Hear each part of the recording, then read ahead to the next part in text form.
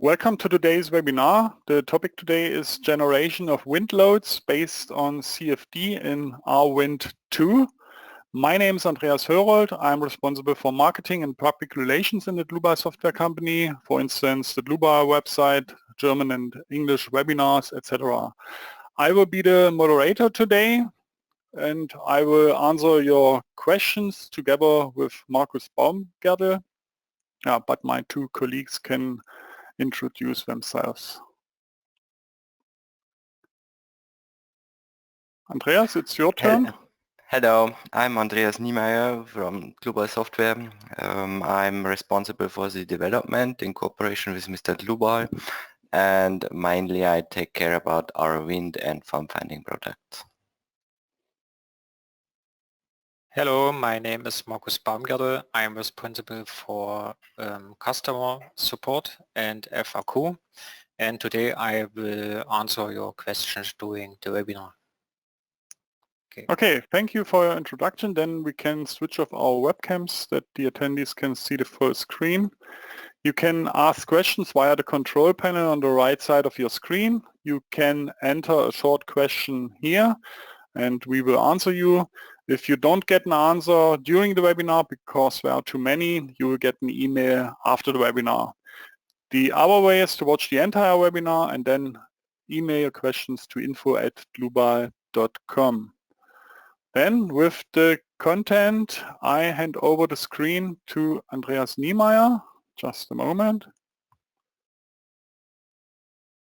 Okay, Andreas, let's go. Thank you, Andreas. Okay, then I overtake.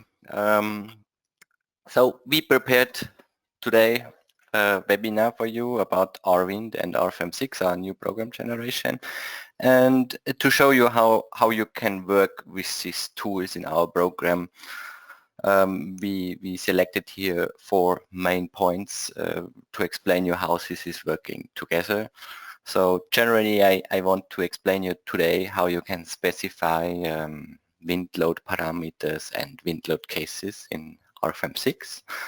Then how you can move these RFM models into the numerical wind tunnel and can start the calculation, and how you get back results from this, let's say, CFD calculation in RFM and can do further statistical and design calculations. And finally, I want to sum up all this stuff, let's say, with calculation methods from, let's say, our wind, numerical wind tunnel, where we offered in the last years only a steady flow calculation, and now we also offer since a few weeks a transient calculation, how this is working, how you can start this, and how you can investigate the resulting results from this calculation method. So, and this brings me now to the point that we can jump into the live demo, maybe as only for imagination. You see in this slide 2 pictures on the right side. What is maybe our model, what we work on today. So you see here a U-shaped roof, a canopy roof, and this is maybe this model where we show everything today. So you have an imagination what is it about. So let's jump in, going to RFM6 and load a model. Generally, I like to show you directly how we can set up such a model, but I have only 1 hour for this webinar, so we have to start with a prepared model. So this is my canopy roof here, and I scheduled that we open it in this way that you see it in this style with, let's say, rendered cross sections, with many supports, with dimensions, and maybe to start with a question, is it needed or not, or what are these supports are doing? And for questions, if it's unclear if this symbol is needed or not, in RFM6 we offered many tooltips, or we implemented a lot of tooltips. So only draw your mouse pointer over such elements what are unclear, and you will get a hint what is about. So you see here it's an effective length setting. So it's a visualization for the buckling length input for the design.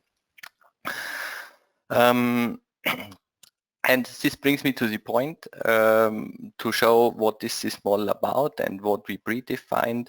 So we predefined even here, or RFM6 did it already. We had here already design settings for columns, pin support members, for longitudinal members, and for the, let's say, wing members.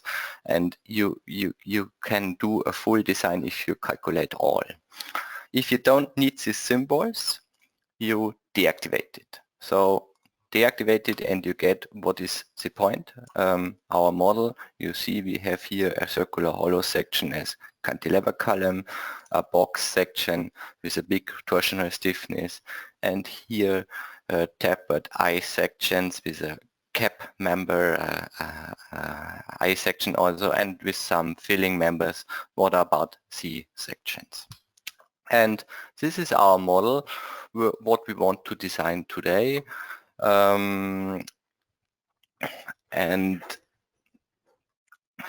If we take a look on our load case list, you see what our author of this model already did. So we see we have here a self-weight load case, and if we calculate this self-weight load case, we calculate all, we get, let's say, the load case results plus a steel design, what means we get here our bending moments from self-weight load case.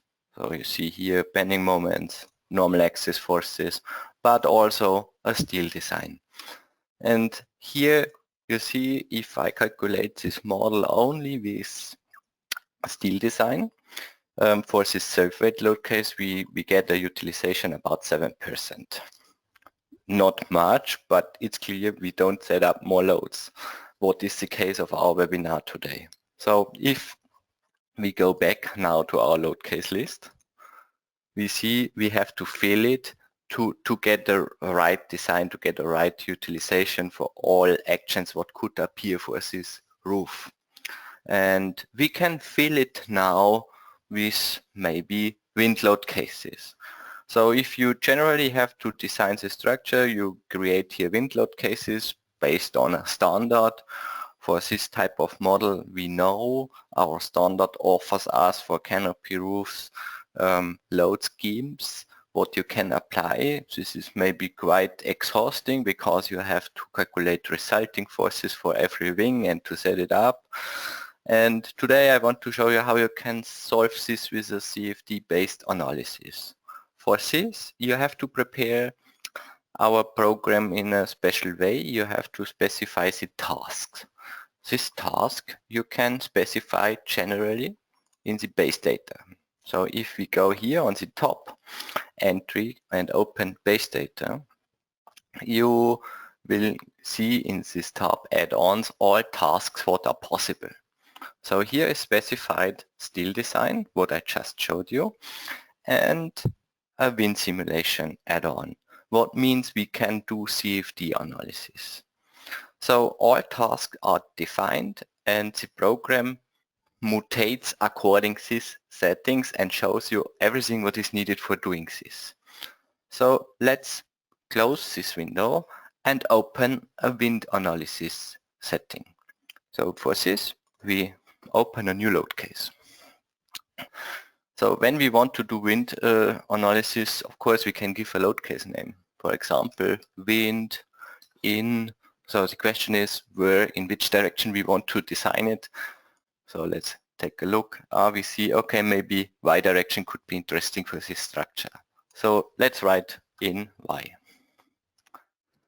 Okay, then as next topic we get here a lot of options, and you see we have here analysis type. Static analysis. This is maybe for pure structural calculation. But if you open this box, you will see there is a new item wind simulation. And this wind simulation is connected to this add-on wind simulation in the base data, what we just checked in the as task. No? And if you activate wind simulation, you will get here two further tabs for detailed sub-settings. And you get here some options to specify static analysis setting, action category. Action category, of course, could be wind in our case, imperfection, structure modification, inertial state. So you get here a lot of options, and the question could arise, is this really needed for a CFD calculation? Why I have to specify here if I want to calculate according second order or large deformation? I agree, it's let's say in the first point of view questionable, but you have to know that wind simulation is a two-stage calculation process. What means? If you calculate the load case with the type wind simulation, the program is moving your model into the numerical wind tunnel, doing a CFD calculation, extracting from the wind flow around the model pressures on the model, moving these pressures back to RFEM and doing a statical calculation, a structural calculation for these forces. So 1 point CFD calculation, second structural calculation. Therefore, you have to specify here also static analysis setting, imperfections, and so on. Then let's take a look what is hidden here below these two tabs. Wind simulation. So of course you get here a setting what is about the CFD calculation itself. Let's take a look inside. Here you see, do we want to make a steady flow or a transient flow analysis? So we can say clear, maybe we call this setting steady flow. You see you have here a list, you can define more than one setting. You can give every load case a separate setting if it's needed. Then you can specify here maybe the density, kinematic viscosity of the medium. You can say if the turbulence should be considered, if the boundary condition of the bottom boundary of the wind tunnel should have a slip boundary, if you want to consider roughness, if you want to have a user-defined dimension setting for the wind tunnel, what was a wish in the past from some users, the mesh sizes.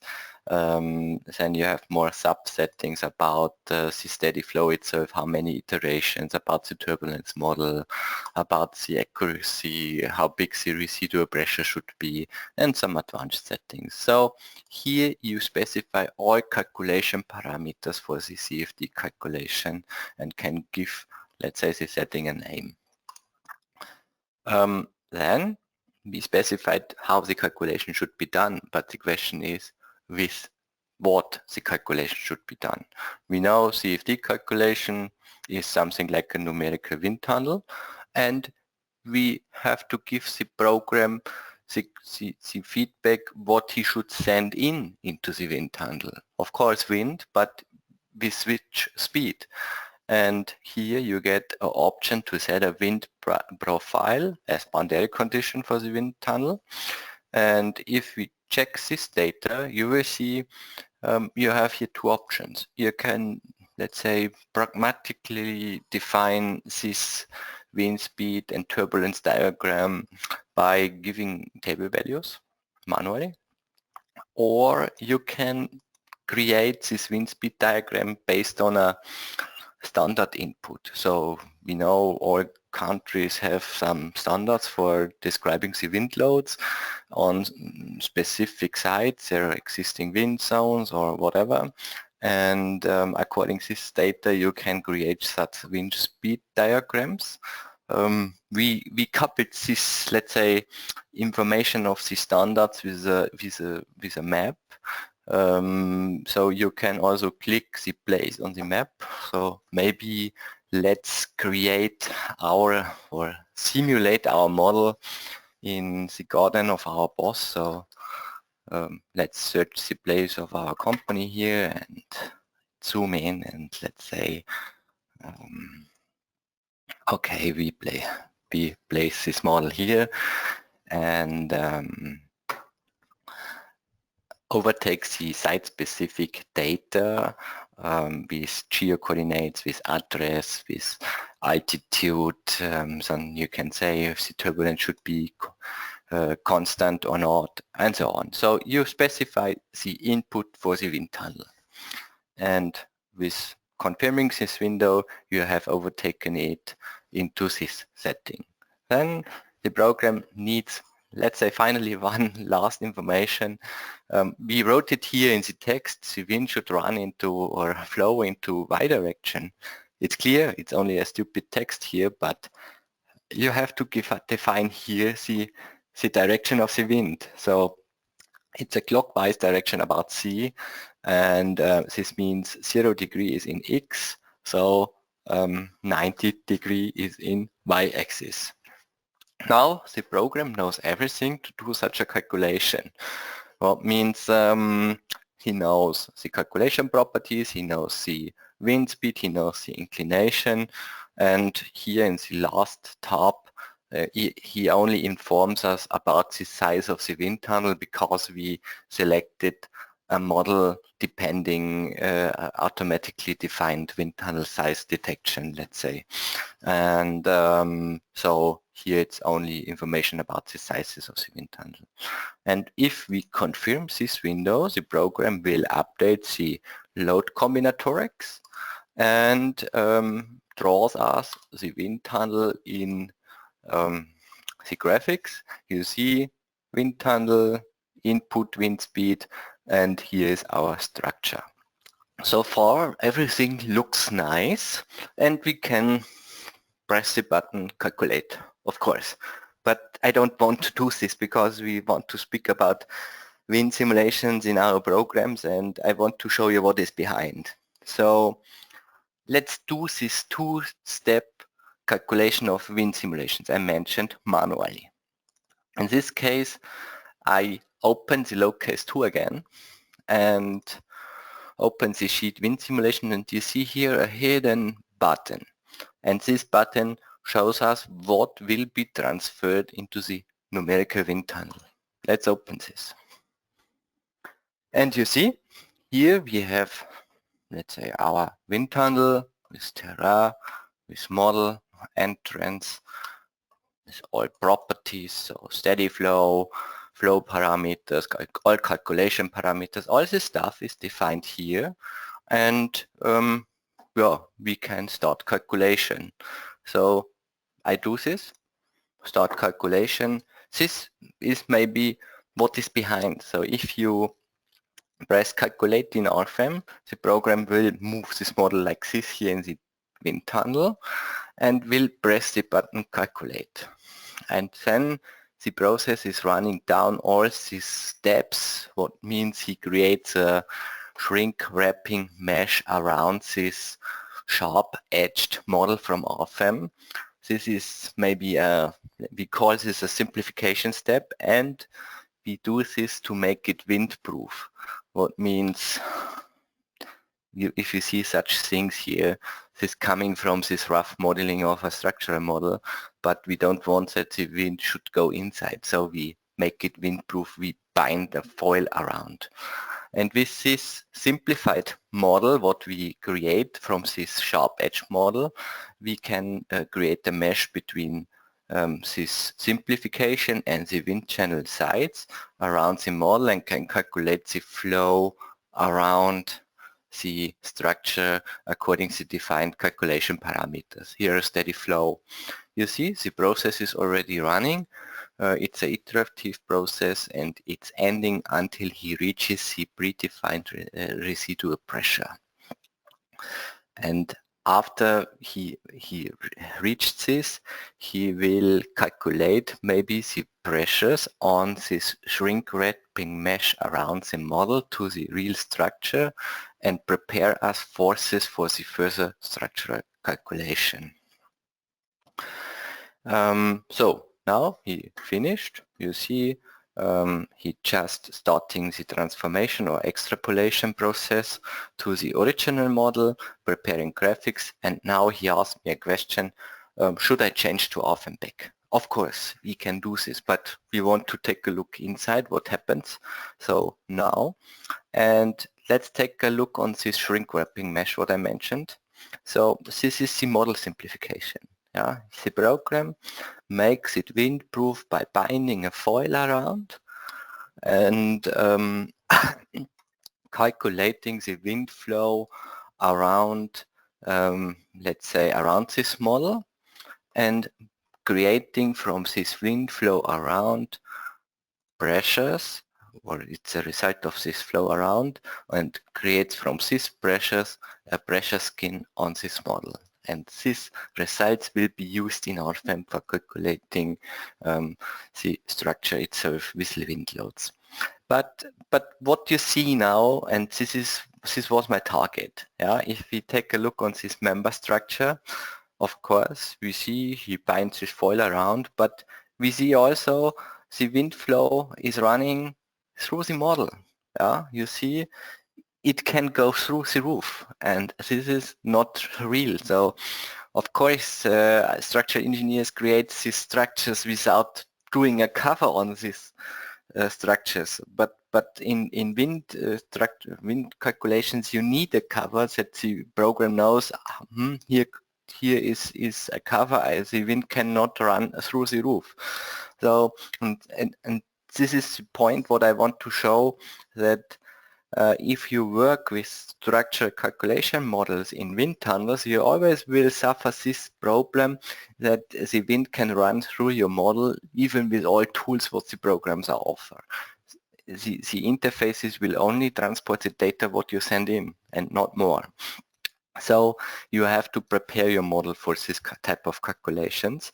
And here we placed some really powerful features in our new generation to solve this task. So therefore I cancel this calculation, I close the window. This we can close. And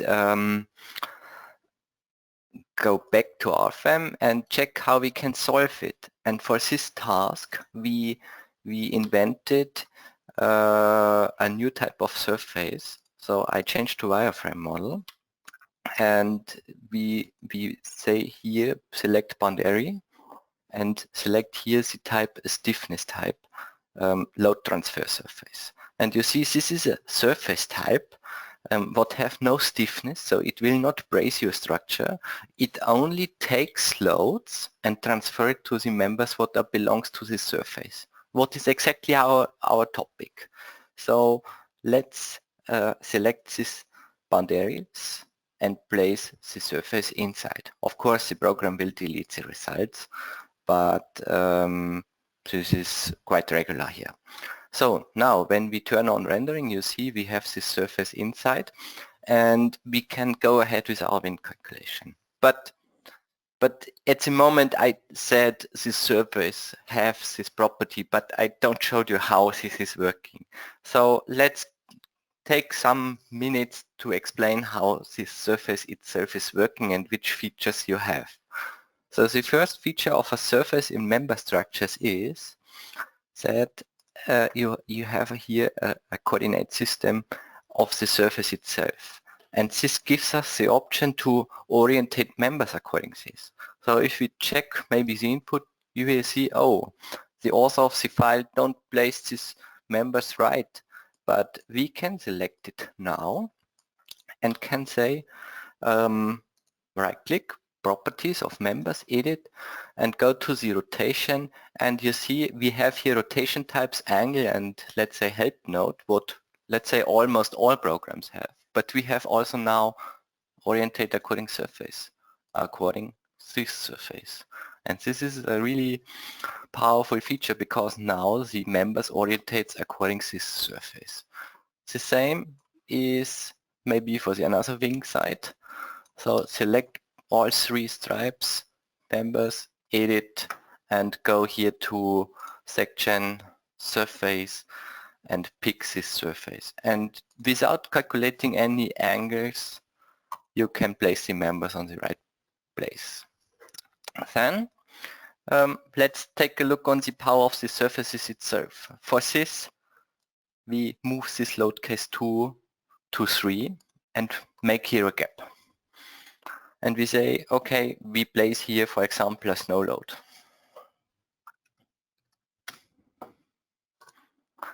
And give here action category snow. Oops. Okay. Now let's define some snow load to show how this surface is acting. Now here we say snow loads are always projected, so projected in Z direction with maybe a unit load of 1 kilonewton per square meter on both surfaces. And you see the program automatically distributes the surface load to line loads, but on all members. So not only on these members what are overtaking the loads in reality, then on all members what are existing. And here we have some properties of the surface. So you see here you can control the view in the navigator. You see this is our basic load and it will be distributed like this. And if you want that the load is only distributed to specific members, for example, we want to distribute it in Y direction, we go here to properties, surface, edit, and say here load transfer, and transfer it only in Y direction, and say also maybe the surface have a weight of 1 kilogram per square meter.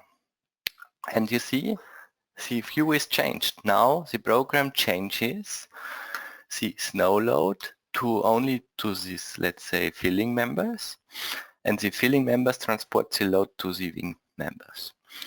And even for, let's say, surf weight, you see this 1 kilogram is distributed over the surface. So the load transfer surface can act integral over all load cases. So not only for surf weight and snow, then also for wind. And this is maybe the target. So you can create now wind models which having these surfaces inside. So if you check, you see now we have a surface inside and it looks quite good for our simulation. We have a compromise between wind model and structural model. But if we take a closer look, we will see, the wind tunnel only see everything. So he cannot differ between surface and members. The question is, what is now the point? Generally, the wind will maybe act on the surface and then the surface gives the loads further to the members. How can we give the wind tunnels this information? And here our team also invented a new feature, or let's say it prepared it. I close this application again. I don't want to save. And jump in, and for this we have to open the mesh settings. You see in the mesh settings we have here a further tab, wind simulation. This tab rules everything what is transferred to the wind tunnel. It checks maybe the size of mesh, of the shrink wrapping mesh. It rules maybe the mesh near the cross section, if the sections are meshed correctly or maybe quite rough. And here we have a function if maybe which elements will be moved to the wind tunnel. In this case is checked all active elements. So this means if we say please move only this column, and this column and these two surfaces, if we make this only visible, then and start the wind process, then only this model will be analyzed.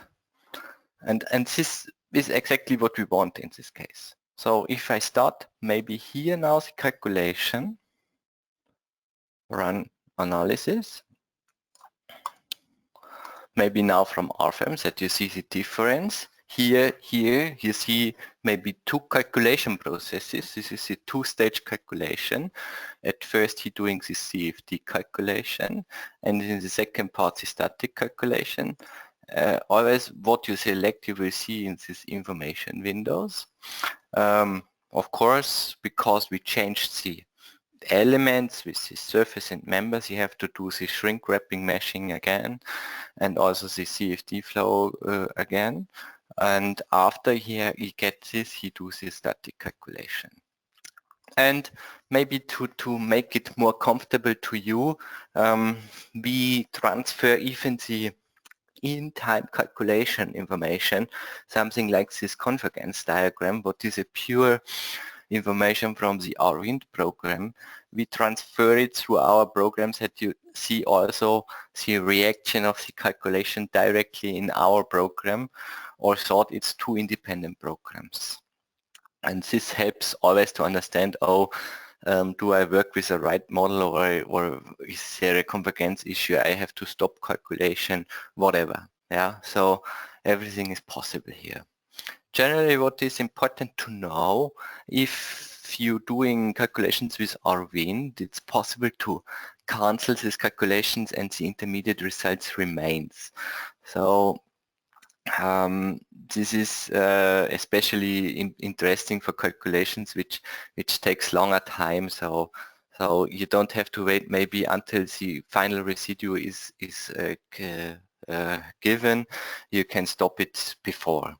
But now we define such a rough mesh to have a short calculation time that we get directly results. And you see here the program ends up with a, let's say here, deflection of everything with forces in the members. So this is the static structure calculation. But let's make a short check if he worked with the right model. Open maybe the internal information, and you see, okay, the program calculated here the structure only with the surfaces and the members, and you see we have here our suction on the top, our pressure on the bottom, and the netto pressure will overtaken to RFEM, and the wind flow is now not through the roof then, on the side, on the upper and lower side. So now when we're using these results in RFEM, you see that we get these forces here. And what is interesting, or what I want to show, is if you go here to maybe a visibility only to the C members, you see these members will get maybe the force from the wind loads. You see here our shear force diagram. You see it working like a continuous beam because I defined here scissor hinges. And finally, they will give their loads to these wing beams as shear force diagram with a further bending moment. And in the next instance, the columns, or maybe over the box section, the column will get the bending force from the final wind load. Yeah. So all this is one integral process, and with this wind load case we can update our load combinations. So when we go here to our load combinations, the combinatorics will update the load combinations, and if we calculate all, we can calculate even a result, a design result from these new wind loads. So this is the mindty of RFEM6, that even the design is running in background without any action from us as users. I get finally here, besides static analysis, even steel design, where you see the program draws us on all members, maybe let's use wireframe model without load display, a utilization diagram over everything. And if we go here to result by member, you see our biggest result is now here almost by 50% by considering this wind load case and snow load case what we just defined. So, and now we coming to a point that we say, okay, we can sum up the calculation and do the rest. But if we talk about canopies, we always talk also about how much wind can flow below the roof. Sometimes there is maybe a shading or whatever. And I also got in past some questions about can we simulate shadings in RFEM and how we can do this. And we talked also as team about how we can solve this. And we know RFEM could be used as modeling machine quite good in this case. And we go into this direction. So if we have, for example, here shading inside, we can use RFEM for it. So let's copy these 2 points here and go into a new model, shading 1, and model a shading, how it looks like. These 2 points, I only have that I know how big the shading should be. And let's draw a plane view of this shading. So maybe if I compare it with a railway station, you always have here such a shading with such cavities where the people can sit. So and we simulated it's 2 meter high, so maybe -2 meters, and copy this step with surfaces and go, and we have here something like this, such a shading box. And this shading we want to simulate in our wind model. For this, we create from this model here an IFC file, what is really new in RFEM. So we can create IFC files. Of course, the program warns me because the surfaces have no thickness, but this is not important here because we only producing wind models. We store this shading on maybe desktop, SH1 store, and now we can go back to still construction model and insert it. So we import here an IFC SH1 and overtake it, and you see we have this shading now inside, and it's not a surface, then it's a IFC model without stiffness. We get it here in a specific BIM navigator where we can also deactivate and activate some surfaces, but this model could be used for our wind. And as mentioned before, we have mesh settings where we can rule which elements will be moved into the wind tunnel. So if we go here to the mesh settings and say wind simulation, surrounding model, all IFC objects, and OK, and check our wind input, like before, what will be moved into the wind tunnel, then you will see we also have here these shading elements now inside, specified as separate model. Oops. Here my RFEM model, here my shading element. So this is possible, but this brings me also to the question, what is with my terrain? So we have here shading elements, but you can ask me also, can I simulate the terrain? Yes, of course. And is this needed in, should I define this in our wind or in RFEM? And we took care that you can rule terrains now also in RFEM. Let's take a look on how this is working. Because terrain is quite a global setting, we placed it here in the base data. You see, you have here a tab for terrain where you can say, I have a horizontal plane.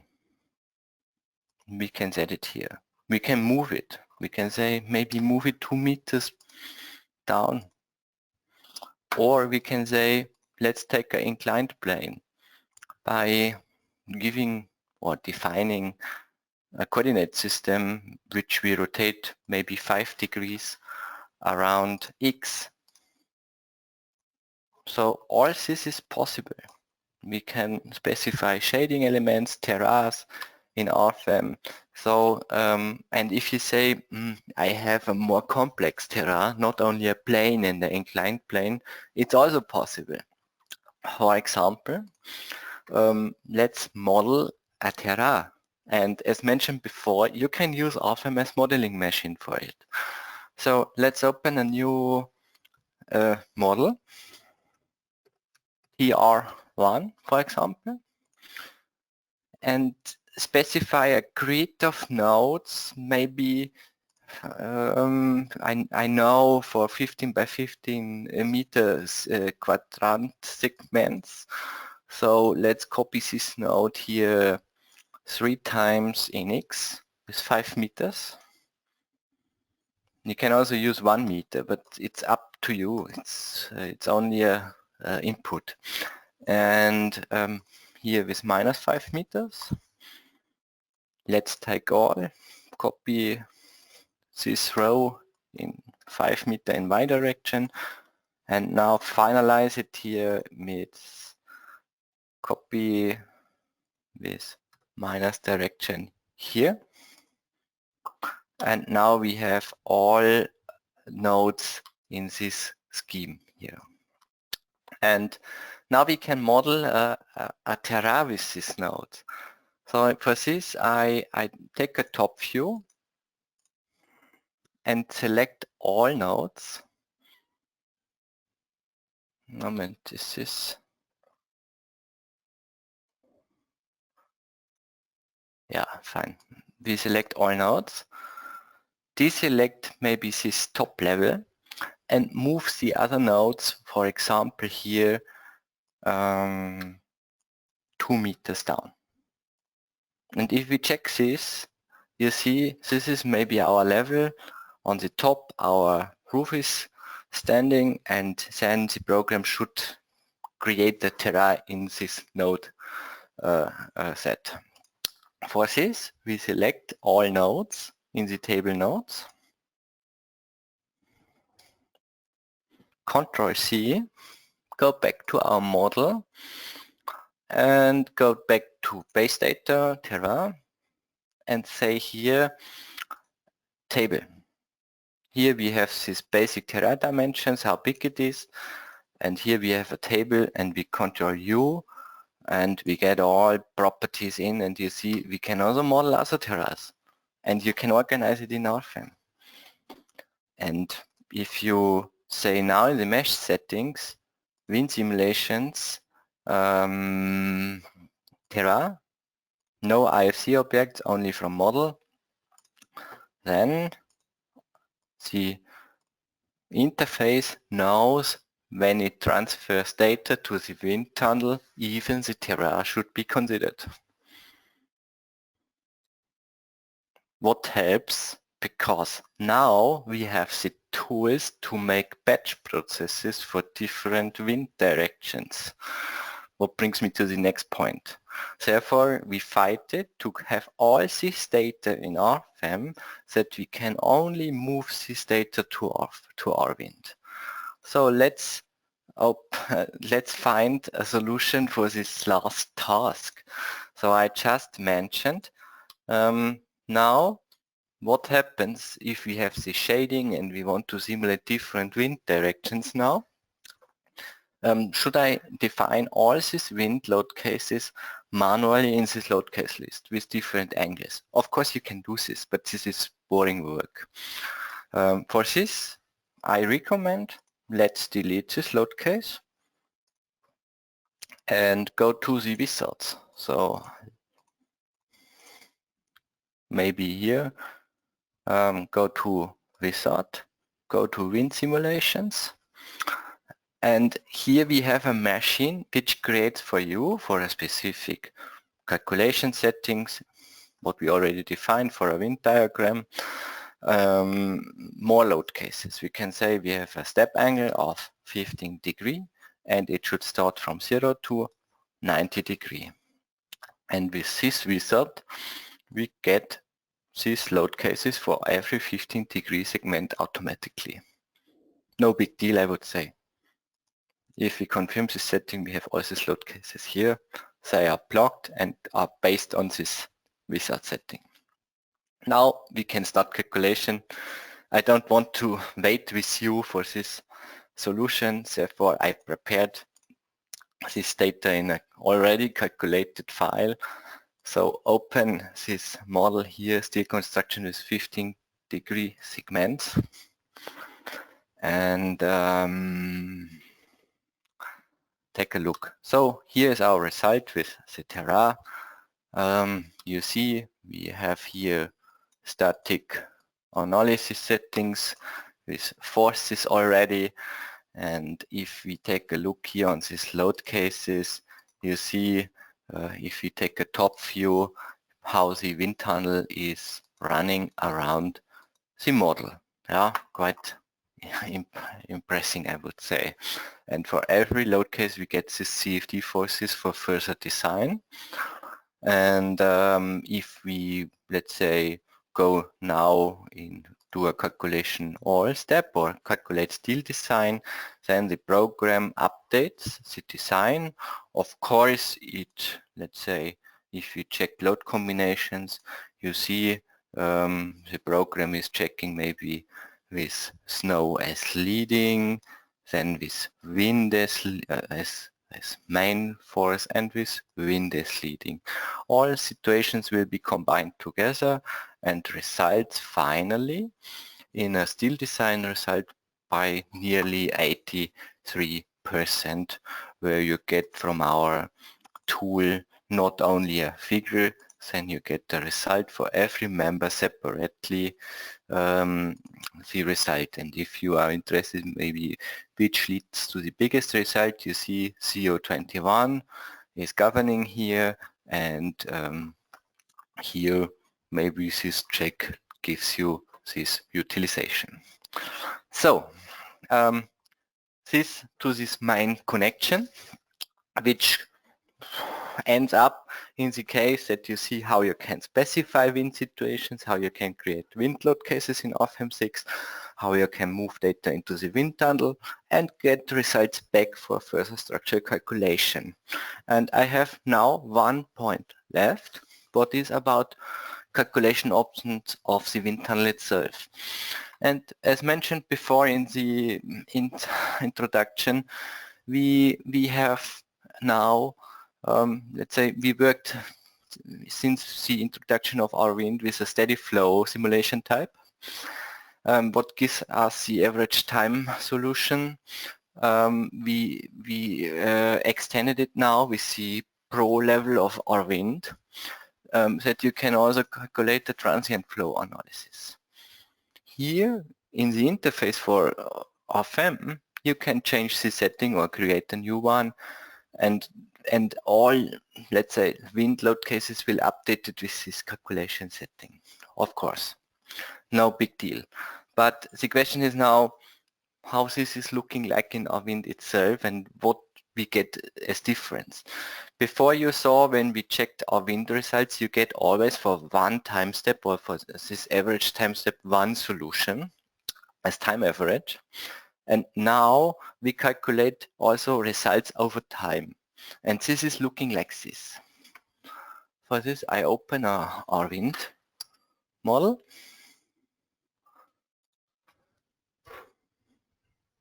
And you see this is our model with shading, with Terra. We have here some values, but they are not interesting right now. So let's deactivate it here. And now, as mentioned, as different to this steady flow calculation. So here in the setting, you get here maybe if I start a transient flow, of course this setting is changed. So transient flow means now that we can calculate not only one solution, what is average, then we detect in the beginning, before the calculation, according to model properties, a simulation time. So we found an algorithm to find out the suitable simulation time.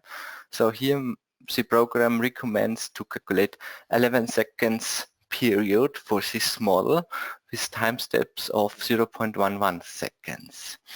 And this results finally in many time results, and here you see even the change of this transient solution. For steady flow you got one result, what is the average, and now you get for every time step an individual result. For the transfer of data to RFEM, this is, let's call it status quo. At the moment I can only transfer one time step, what is declared as master time layer. What I can specify here, what is the master time layer. But in RWind, you get all results here with these different time steps until the 11 seconds. So if I change here, you will see the colors will change in the graphics. So let's go here to another, and you see values and colors are changing. Of course, I can change here even in this bar, or I animate it. You will see how this wind flow over the time of 11 seconds will change the pressure skin on the structure, what have of course effects on the structure calculation also.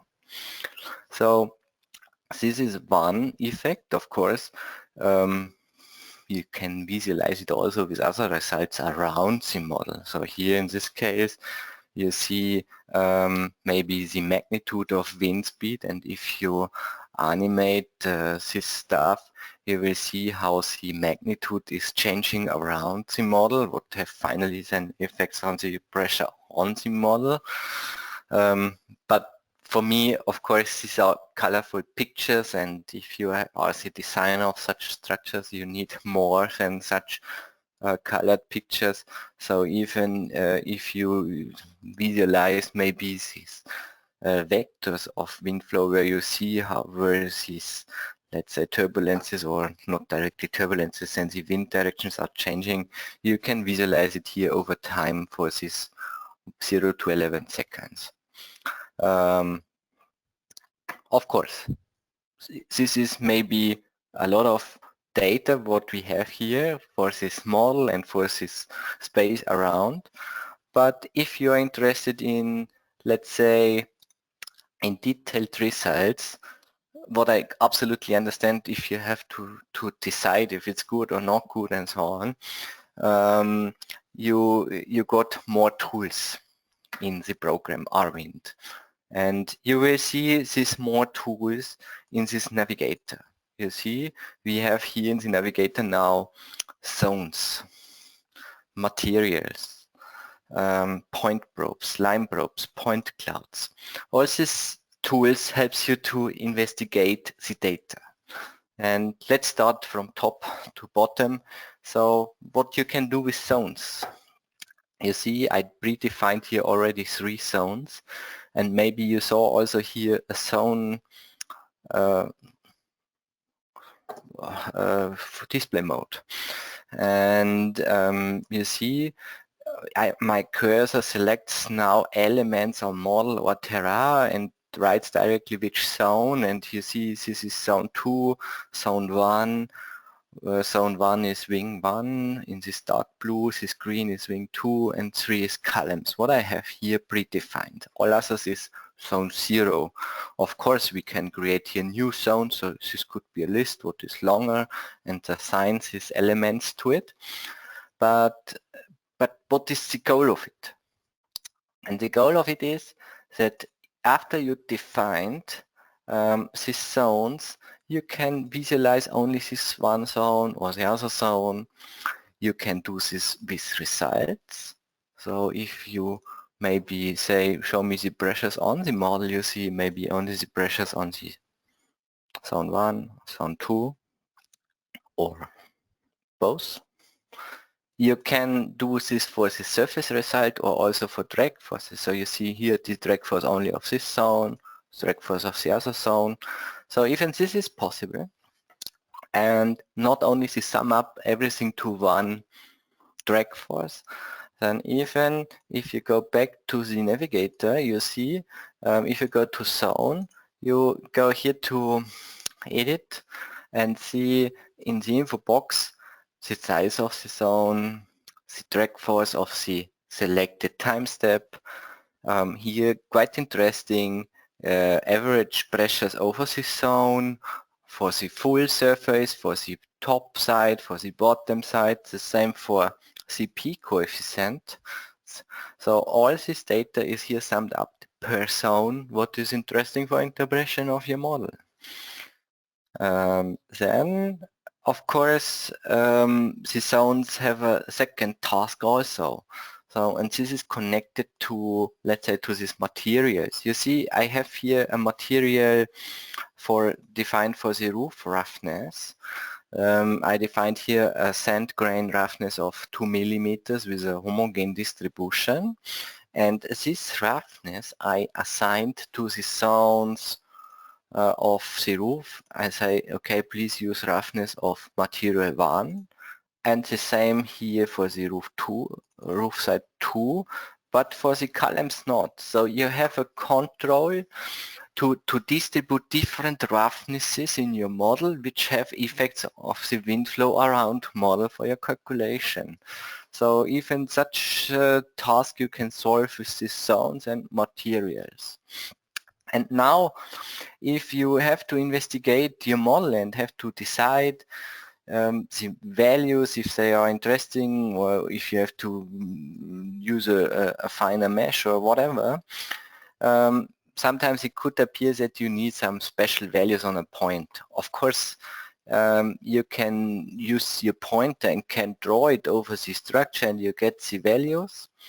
But sometimes it's interesting to have always the values on the same side. So something like this bubble here.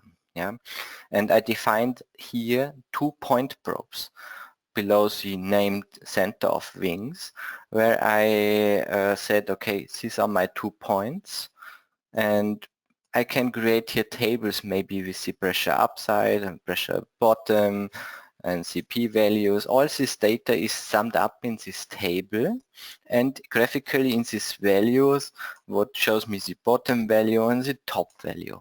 No? But, and of course you can create more of them. Yeah?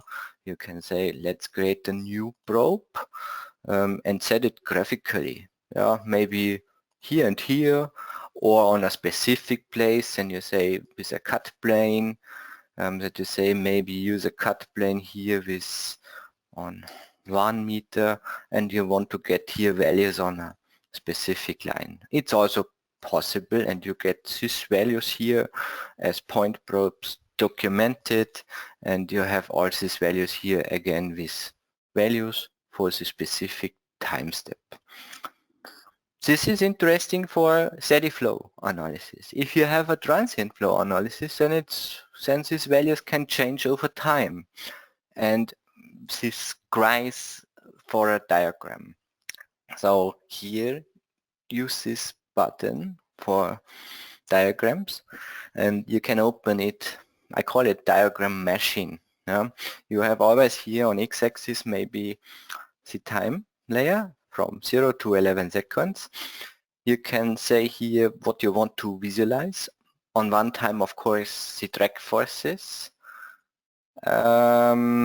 maybe the full resultant, or only an X component, Y component, or Z component. And you can say for what? For maybe whole model, for wing 1, wing 2, for columns. You can select what you want for which quantity. This is only for drag forces, but also for these point probes, what we just defined. Maybe for this point probe 1 on front for center of wings, and the same for front center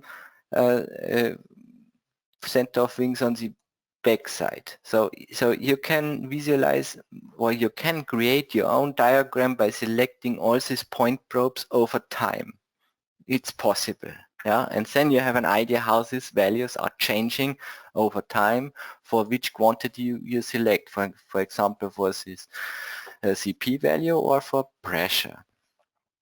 And of course, you can export all this data into Excel. Yeah. So this is maybe for nodal values. If you say, this idea is having values on one line is not bad, of course, we created here also paths. or we call it line probes. In this case, I defined a center line probe according to this path, which gives you a diagram over the length of the path for this selected time step for the top and bottom layer of the surface, pressure or the p-value. Then you can see here you have positive and negative pressure, how it's changing. If you're interested over time for 0 to 11 seconds, you can also activate here all time layers, what means you get a spectra from which to which values it's changing. Quite interesting what maybe the time effect is bringing. And here you can investigate it. So suction effect have a bigger spectrum than maybe pressure.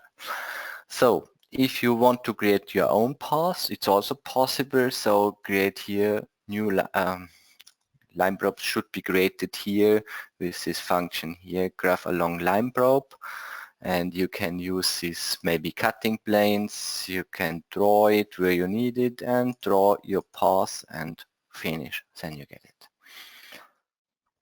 So this is maybe the investigation on a line. And now we come to one of the last features of R-Wind, maybe this point clouds. For what we need point clouds. Here I want to offer it or explain it with streamlines. So if you check the wind flow around the model, you have here streamline settings and you can say, maybe please check me according such a rectangle and maybe apply this and show me wind flow for this following points, or for this segment apply, you can change it like you need it, and can follow all these points. But sometimes it happens that you say I need maybe streamlines for a segment, for a rectangle, and maybe on one side apply, and now you say, what happens on the other side? Could also appear. And for this, we introduced point clouds, for example. Here you can make a new point cloud and say, okay, this is, for example, here for the one side. Okay. And then you make a new point cloud graphically, which we move to the another side. Zack, on this side here. Okay. And now you can give the streamline settings the job to show it on point clouds 1, 2, and you get it on both sides. Possible, no?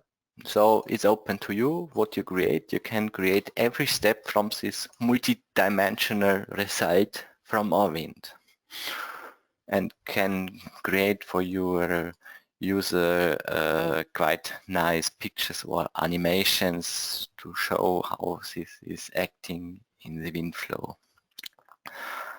And now to my last point, what I want to show you today. So if you have to deal with all this data and you want to document it and to process it somewhere else, I got in the past always the question, can I store it in a table or a text file or whatever? And let's say I always said, okay, you can use the data behind because we store it in a ParaView format. This ParaView format is an open source format and fits quite well for these numerical results. Meanwhile, we offered this also in our RFM, so you can also export here ParaView files into also all results in ParaView format. But in R-Wind, you have here such an export in ParaView format, and then you can use it by yourself. To give you a first view, what is this? Let's open ParaView. It's, like mentioned, an open source program, what you can download. And this is, let's say, visualization environment. and you can load in your data. So open, go to this folder, version 3, okay. And now if you make it visible, you get the rectangle gray block. No, it's 3D data, and you see, oh, here is our Terra formation. So it's only a question how you visualize the data. And you can say now for which time step. You can say, do you want which result, for example, pressure, and in which type, for example, in points, in outlines, feature edges, whatever. And you see even the result is visualized with a colored panel. So all this data is now inside this file format, correctly sorted for further investigations. And you can use it by yourself how you need it. And if you need a table, open a new scheme and go to spreadsheet view and say for this data, and you get a table and you can sort it like you need. And you see there are more options. I think if you feel familiar with this environment, you can create all views and plots what you need.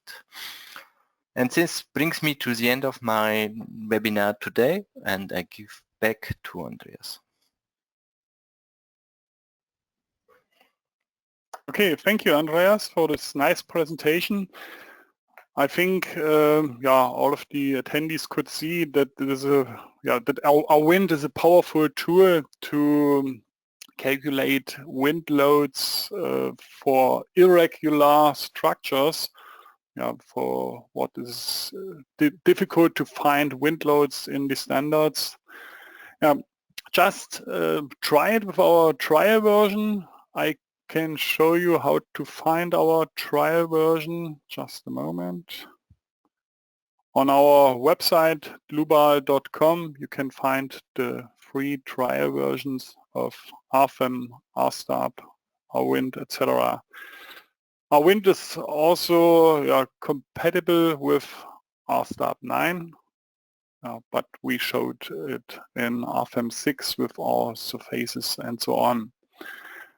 Okay, in the next days you will get an email to the recording, and you can also find the used model of this webinar. I will show you the website under global.com, and news and events. You find the webinars here. Now I would like to invite you to the next webinars: data exchange between Rhino Grasshopper and RFEM 6, stability analysis, geotechnical analysis, and so on. That's today's webinar, and as I said, you will get a link to that page. You will find the recording here, and you can already find the model. The model is here that Andreas showed. Okay, and then you can try it with the trial version, or you can release that version as in a trial period. If you have already RFEM 6, just contact our sales team. Okay, then I have to say thank you for your attention. Thanks to Andreas Niemeyer for this nice presentation. Thanks to Markus Baumgärtl for answering the questions. I wish all a nice rest of the day. And bye-bye.